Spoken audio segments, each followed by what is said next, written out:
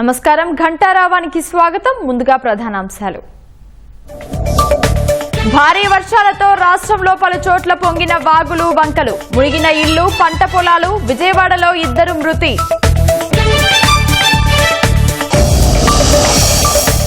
భారీ వర్షాలపై అప్రమత్తంగా ఉన్నామన్న సీఎం చంద్రబాబు. జిల్లాల్లో మంత్రులు సమన్వయం చేసుకుంటున్నారని వెల్లడి.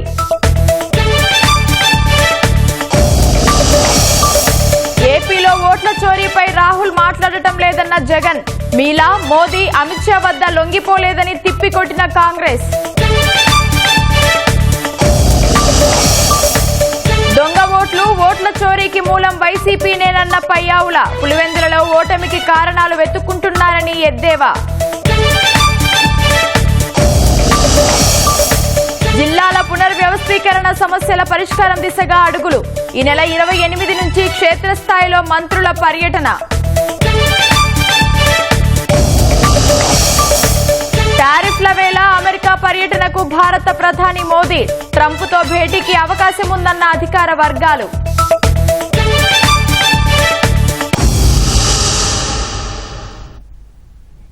భారీ వర్షాలకు ఆచార్య నాగార్జున విశ్వవిద్యాలయం వసతి గృహాలను వరద నీరు చుట్టుముట్టింది.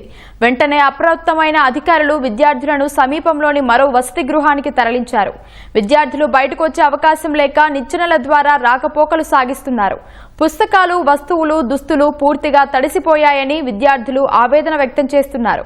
ముంపులోని హాస్టళ్లను విద్యార్థులు ఖాళీ చేస్తున్నారు. వరద ముంపుతో విద్యార్థులు పడుతున్న ఇబ్బందులపై మరింత సమాచారం మా ప్రతినిధి ఎస్పీ చంద్రశేఖర్ అందిస్తారు. నిన్న రాత్రి కురిసినటువంటి భారీ వర్షాలకు గుంటూరులోని నాగార్జున విశ్వవిద్యాలయం మెన్స్ హాస్టల్స్లోకి వర్షపు నీరు వచ్చి చేరింది. సమీపంలో ఉన్నటువంటి కాలువ నుంచి, గుంటూరు ఛానల్ నుంచి నీరు పొంగిపల్లి హాస్టల్ అన్ని కూడా నీరు ముంచెత్తిన పరిస్థితి.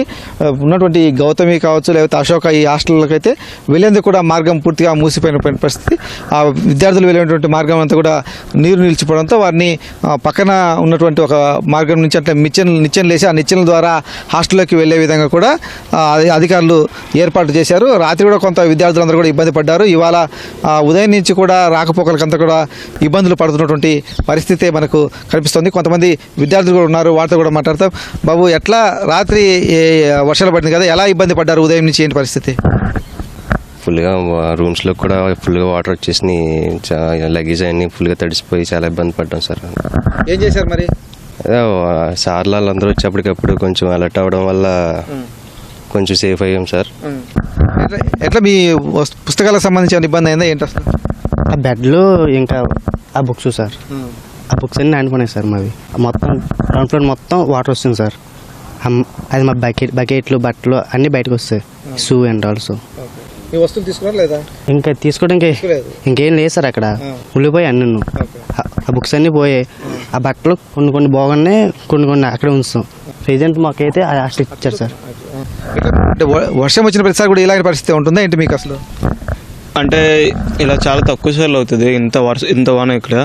ఈసారి మాత్రం చాలా గట్టిగా కొట్టేసరికి ఇలా అయిపోయింది. సార్స్ వీళ్ళందరూ చాలా మంచి యాక్షన్ తీసుకున్నారు, మాకు చాలా హెల్ప్ చేశారు. ఇది విద్యార్థులు చెప్తుంది. కొంత రాత్రి సడన్గా వర్షం రావడం, ఎక్కువ వర్షం కురవడంతో నీళ్ళని కూడా వచ్చే రూమ్లోకి పుస్తకాలు కావచ్చు, ఇతర వస్తువులు కావచ్చు, ఇవన్నీ కూడా నీట మునిగాయి అని చెప్పేసి కూడా విద్యార్థులు చెబుతున్నారు. ఎక్కువ వర్షాలు, చిన్న వర్షాలకైతే పెద్ద సమస్య ఉండదు, కానీ పెద్ద వర్షాలు పడినప్పుడైతే విద్యార్థులు ఇలా ఇబ్బందులు పడాల్సినటువంటి పరిస్థితి వస్తుంది. ఇక ఈ సమీపంలో ఉన్నటువంటి కాలువ నుంచి వరద నీరు వస్తున్న కారణంగా నీటిపారుదల శాఖ అధికారులకు కూడా యూనివర్సిటీ యంత్రాంగం సమాచారం ఇచ్చింది. వాళ్ళు కూడా అక్కడి నుంచి ఆ వర్షపు నీరు కాలువలోంచి రాకుండా ఉండే విధంగా కూడా కొంత చర్యలు చేపట్టడంతో కొంత ఈ హాస్టల్ వద్ద ముంపు అయితే ప్రస్తుతానికి తగ్గిందని చెప్పేసి విద్యార్థులు చెబుతూ ఉన్నారు. చంద్రశేఖర్, ఈటీవీ న్యూస్, గుంటూరు జిల్లా. ధన్యవాదాలు చంద్రశేఖర్. ఇక భారీ వర్షం గుంటూరును గజగజ వణికించింది. ఏకధాటిగా వాన కురవడంతో నగరం అతలాకుతలమైంది. లోతట్టు ప్రాంతాలు, శివారు కాలనీలను వరద ముంచెత్తింది. చుట్టిగుంట, శ్రీరామ్ నగర్, హనుమాన్ నగర్ కాలనీలు నీట మునిగాయి. వ్యవసాయ కమిషనర్ కార్యాలయం, రైతు బజార్ జల దిగ్బంధంలో చిక్కుకుంది. 4 అడుగుల మేర నీరు చేరి ప్రజలు తీవ్ర అవస్థలు పడ్డారు.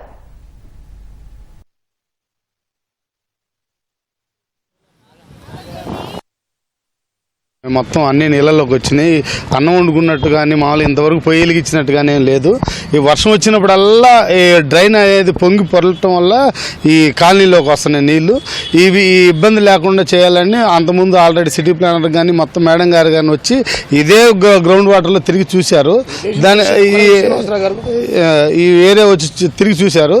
ఈ లోపల హెవీ రైన్ ఫాల్ అవటం, రాత్రి మొత్తం వర్షం పడటం వల్ల బాగా వాటర్ వచ్చి వెళ్ళటానికి ఇబ్బంది అవుతుంది. ఇప్పుడు ఆల్రెడీ మేడం గారి దృష్టికి, ఎమ్మెల్యే గారి దృష్టికి తీసుకెళ్ళాము, సంబంధిత అధికారుల దృష్టికి తీసుకెళ్ళాము. కొన్ని చర్యలు చేపట్టారు కాబట్టి ఇంకా కొద్దిగా మొదలు పెడతామంటున్నారు. దానివల్ల కొద్దిగా ఇది ఇంతకుముందు కన్నా కొద్దిగా బెటర్ అనుకుంటున్నాము. దానివల్ల అది ఇదంతా మిడిల్ క్లాస్ ఏరియా. ఇదంతా మాకు ఎప్పుడు వాన వచ్చినా కానీ ఇదంతా మాకు సహజమే. కానీ ఇప్పుడు ఈ 5 సంవత్సరాలు ఏంటంటే మాకు ఈ రోడ్లు కాలువలు వేశారు.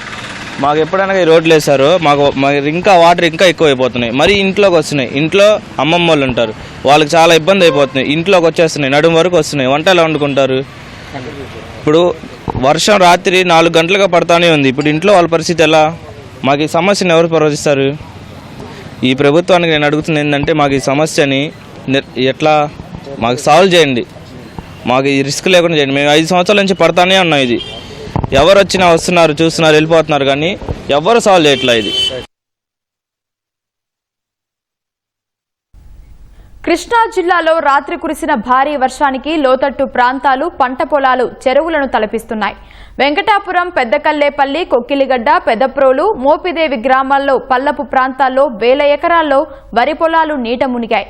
2 రోజుల్లో పంట పొలాల నుంచి నీరు బయటకు వెళ్లకపోతే నారు కుళ్లిపోతుందని రైతులు ఆవేదన వ్యక్తం చేశారు. ఇప్పటి వరకు పంట కోసం పెట్టిన పెట్టుబడి నష్టపోతున్నామని వాపోయారు. డ్రైన్లలో గుర్రపు డెక్క తీయించకపోతే వేలాది ఎకరాల్లో వరి పంట నష్టపోతామంటున్నారు. 2 ఎకరాలు కౌలు చేస్తాను. నా సొంతం 2 ఎకరాలు ఉంది. మొత్తం రాత్రి వర్షానికి అనుకూలంగా ఇది మొత్తం మునిగిపోయినాయి. మళ్ళా నాటేసుకుంటానికి కూడా ఆస్కారం లేని పరిస్థితిలో ఉంది.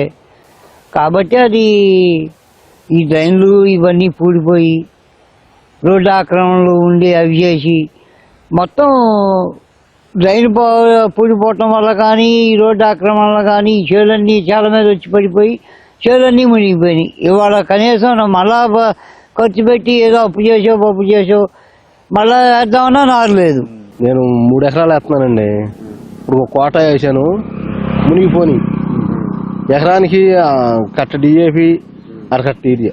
నాకు 3 ఎకరాల చిల్లర ఉంది. ఇప్పుడు పెట్టుబడి 15,000 కాడక మామూలుగా అయిపోయింది. ఒక్కొక్క ఎకరానికి 15,000.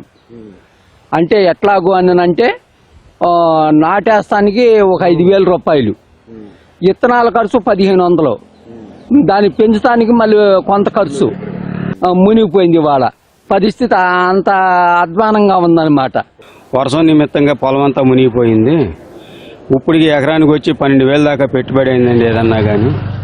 ఇప్పుడు ఇంతటితో ఆగితే ఏమన్నా పొలాలు బయటపడతాయి. ఇదే వర్షం ఇంకా కంటిన్యూ అయితే అవి ఇప్పుడుతో బయటపడవు. బాగా నష్టం జరుగుతుంది. దీనికి ఏమన్నా ప్రభుత్వం సహాయతే బాగుంటుంది. రాత్రి అకాలంగా పోసేసింది వర్షం. బాగా పోసేయటంలో పొలాలు మునిగిపోయినాయి. తలకు 5-6 ఎకరాలు ఊడ్చుకున్నాం. అందరం పేదవాళ్ళం. అయితే అసలు నీళ్ళు పోయేటట్టు కనపడతలే మాకు. వారం దాకా ఉంటే చేలు పనికిరావు, పోతాయి. మరి ఎండాలు పోతాయో మేము చెప్పలేము. మేము ₹6 తెచ్చుకుని అక్కడక్కడ అప్పులు తెచ్చుకుని పెట్టుకున్నాం. మేము ఎంతవరకు బతుకుతామో నమ్మకం లేదు. ఇది ఈ వాన కానీ పోతే మా పని ఖాళీ. మేము చేసేది ఏమీ లేదు. మీరు ఏదైనా సాదుకుంటే ఆదుకుంటే ఇట్లాంటప్పుడు అయితే అంతా బాగుంటుంది మాకు. 3 ఎకరాలు ఊడ్చాం, మునిగిపోయింది. పిండి వేసాం, మునిగిపోయింది. అది నీళ్ళు పోతల్లా. ఇంతవరకు ఏమని మళ్ళీ లేవు, నారు లేవు. మళ్ళీ ఊడ్చుకుంటా కాడ రాసిపోయింది.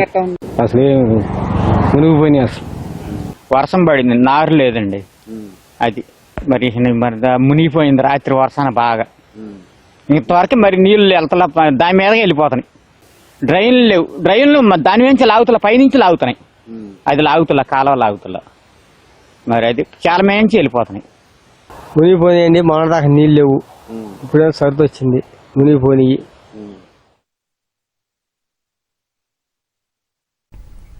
విజయవాడలో రాత్రి కురిసిన వర్షానికి 2 బలయ్యారు. వర్ష ప్రభావంతో 2 చోట్ల 2 మృతి చెందడం విషాదాన్ని నింపింది. రాత్రిపూట వర్షం కురవడంతో సరిగా కనిపించక కొత్తపేట కోమలి విలాస్ సెంటర్లో నిర్మాణం కోసం తీసిన గుంతలో టీడీపీ నాయకుడు మధు పడిపోయాడు. కేకలు వేయడంతో గమనించిన స్థానికులు అతడిని బయటకు లాగారు. మధును ఇంటికి తరలించిన తర్వాత వాంతులు కావడంతో ఆసుపత్రికి తరలించారు. చికిత్స పొందుతూ మధు మృతి చెందారు. వర్షాలకు లయోలా కాలేజ్ దగ్గర మురుగు కాలువలో పడి మరో వ్యక్తి మృతి చెందాడు. పాత బస్తీ, కొత్తపేట, బెజ్జలమెడ తదితర ప్రాంతాలు జలమయమయ్యాయి. విద్యాధపురం బస్టాండ్ను జల దిగ్బంధంలో చిక్కుకుంది. కడప జిల్లాలో కుందు, పెన్నా నదులు పరవళ్లు తొక్కుతున్నాయి. Srisailam project Pothireddypadu head regulator నుంచి నీటి విడుదలతో పాటు 2 రోజులుగా కురుస్తున్న వర్షాలకు వాగులు, వంకల నుంచి నీరు నదుల్లో కలవడంతో ప్రవాహం పెరిగింది. నంద్యాల, కడప జిల్లాల సరిహద్దులోని రాజోలి ఆనకట్ట వద్ద నిన్న 17,000 క్యూసెక్కుల ప్రవాహం ఉండగా ఇవాళ 30,000 క్యూసెక్కులకు చేరింది. పెన్నా నదిపై ఉన్న ఆదినిమాయపల్లె ఆనకట్ల వద్ద 38,000 క్యూసెక్కులు ప్రవహిస్తున్నట్లు అధికారులు తెలిపారు.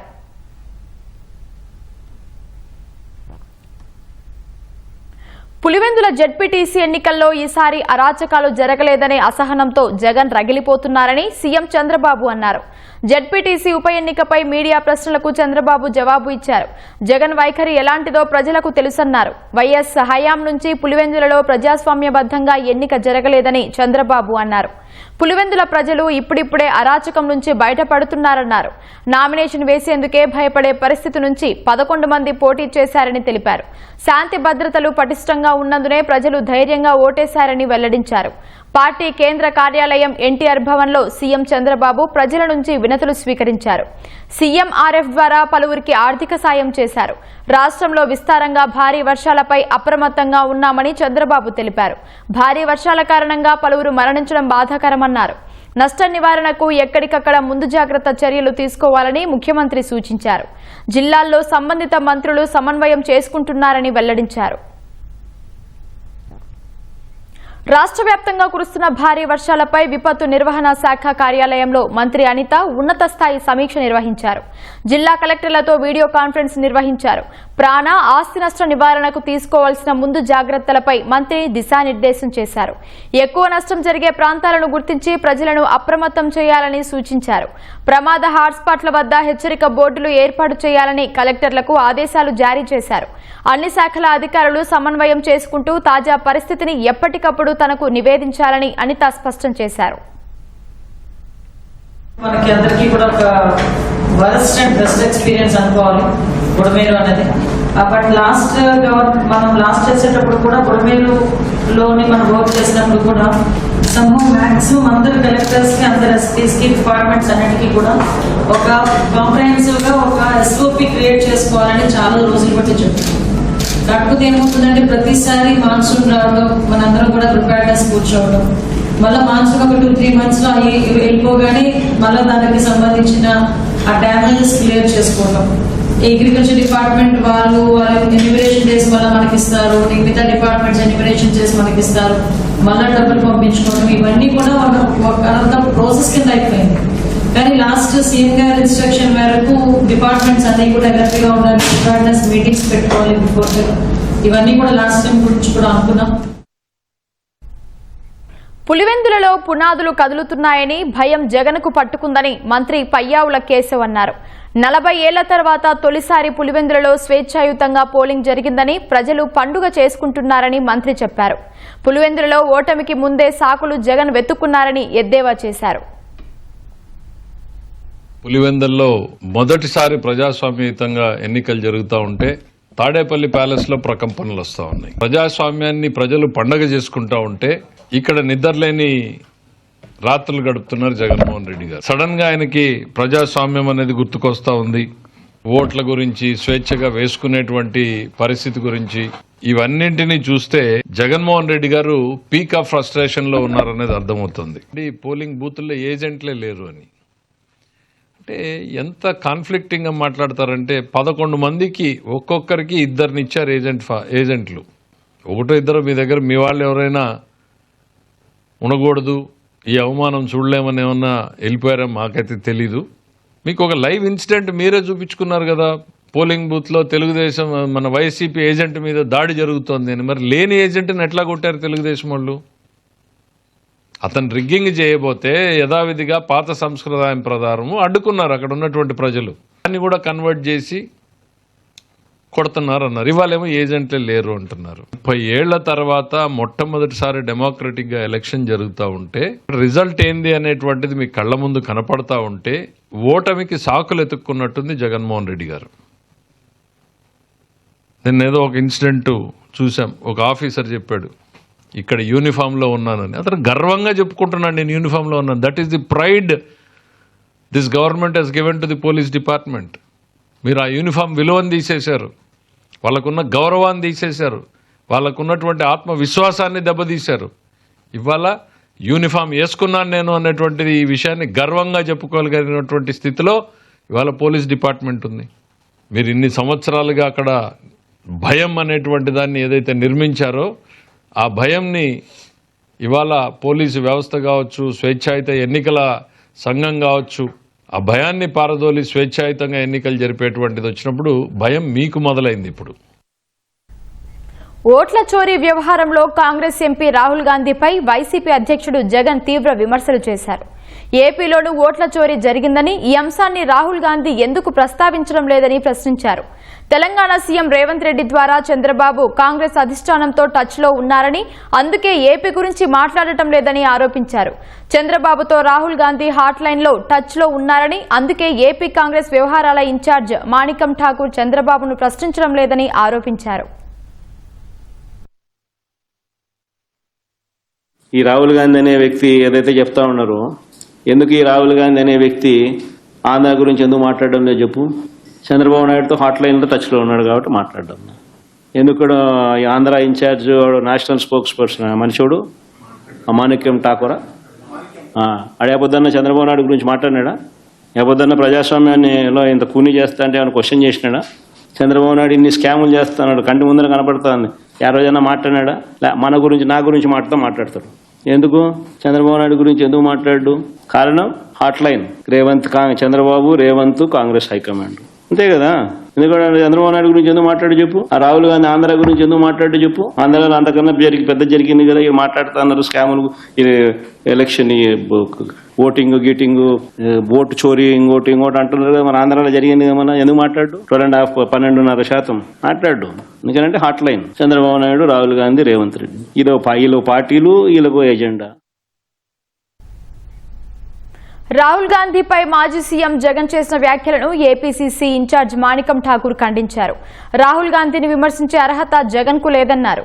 జగన్ లాగా రాహుల్ గాంధీ ఎవరి దగ్గర లొంగిపోలేదని, ప్రజాస్వామ్య పరిరక్షణకు రాహుల్ పాటుపడుతున్నారని స్పష్టం చేశారు.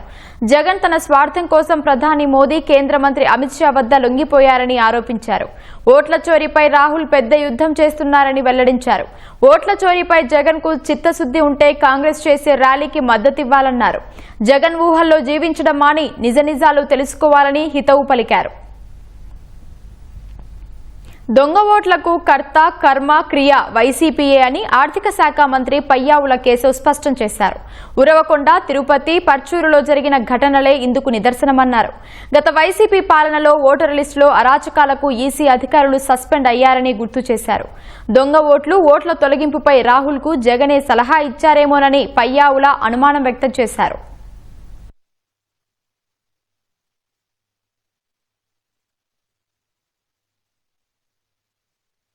ఓట్ల గురించి రాహుల్ గాంధీతో తెలుగుదేశం పార్టీ, జగన్మోహన్ రెడ్డి గారికి ఎట్లాంటి ఆలోచనలు వస్తాయో నాకు నవ్వు వస్తుంది. అరే, భారతదేశంలో ఓట్ల చోరీ, దొంగ ఓట్లకి మూలం ఎక్కడయ్యా? కేర్ ఆఫ్ వైఎస్ఆర్సీపీ కదా, జగన్మోహన్ రెడ్డి కదా.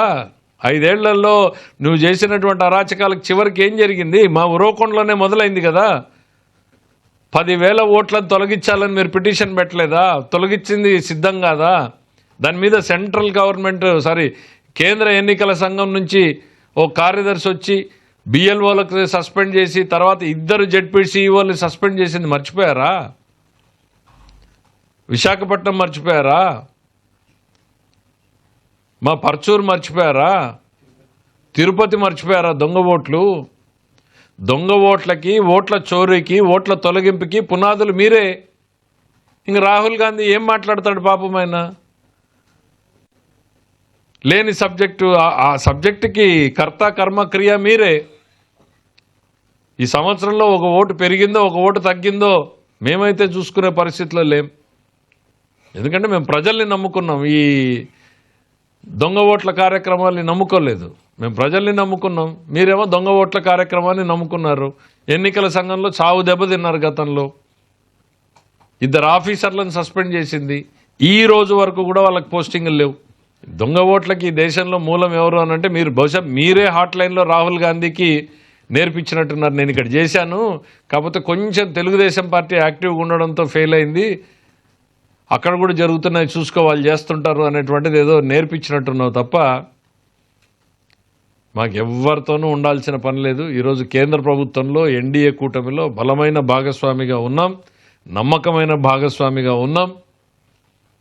ఈ రాష్ట్ర అభివృద్ధి కోసం ఎన్డీఏ కూడా బ్రహ్మాండమైనటువంటి సపోర్ట్ చేస్తూ ఉంది.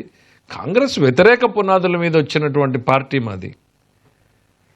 దానికి ఇంత డొంక తిరుగుడు ఎందుకయ్యా రేవంత్ రెడ్డి గారు? అవును, ఆయన ఈ వాజ్ ఏ పార్టీ మెంబర్ ఒకప్పుడు. మరి మీరు కేసీఆర్ గారు మీరు అవ్యాజ్యమైన ప్రేమలు కనపరుచుకున్నారు కదా, మీ కౌగిలింతలు ఏమైపోయినాయి? మీ ప్రేమలు ఏమైపోయినాయి? మీ లావాదేవీలు ఏమైపోయినాయి? ఎన్నికల్లో ఒకరికొకరు ఇచ్చిపుచ్చుకునేటువంటివి ఏమైపోయినాయి? గిఫ్ట్లు, రిటర్న్ గిఫ్ట్ల గురించి మీరిద్దరూ మాట్లాడారు కదా, బహిరంగంగానే మీ సంబంధాలు చెప్పుకున్నారు కదా.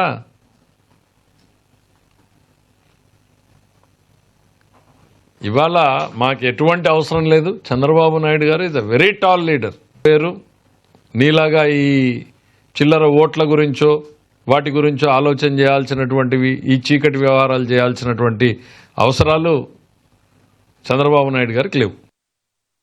తెలంగాణలో ఆచార్య కోదండరాం, అమీర్ అలీ ఖాన్లు శాసనమండలి సభ్యులుగా ప్రమాణ స్వీకారం చేయడాన్ని సుప్రీంకోర్టు తప్పుబట్టింది. మధ్యంతర ఉత్తర్వులు ఇచ్చిన తర్వాత 2 సభ్యులు ప్రమాణ స్వీకారం చేయడం సరికాదని జస్టిస్ విక్రమ్నాథ్, జస్టిస్ సందీప్ మెహతాలతో కూడిన ధర్మాసనం వ్యాఖ్యానించింది. గవర్నర్ కోటా ఎమ్మెల్సీ ఎంపికకు తమ అభ్యర్థిత్వాలను తెలంగాణ గవర్నర్ తిరస్కరించడాన్ని సవాల్ చేస్తూ దాసోజు శ్రవణ్, సత్యనారాయణ దాఖలు చేసిన పిటిషన్ ఇవాళ ధర్మాసనం ముందు విచారణకు వచ్చింది. ఈ విచారణలో తదుపరి ఉత్తర్వులకు అనుగుణంగా ఎమ్మెల్సీల ఎంపిక ఉండాలని 2024 ఆగస్టు 14న ఇచ్చిన మధ్యంతర ఉత్తర్వులను ధర్మాసనం ప్రస్తావించింది. మధ్యంతర ఉత్తర్వుల తర్వాత 2 సభ్యులు ప్రమాణ స్వీకారం చేయడాన్ని తప్పుపట్టింది. మధ్యంతర ఉత్తర్వులకు లోబడి కొత్త సభ్యుల ఎంపిక ఉండాలి కదా అని పేర్కొంది. ఈ అంశంపై ఉత్తర్వులు జారీ చేస్తామని స్పష్టం చేసింది.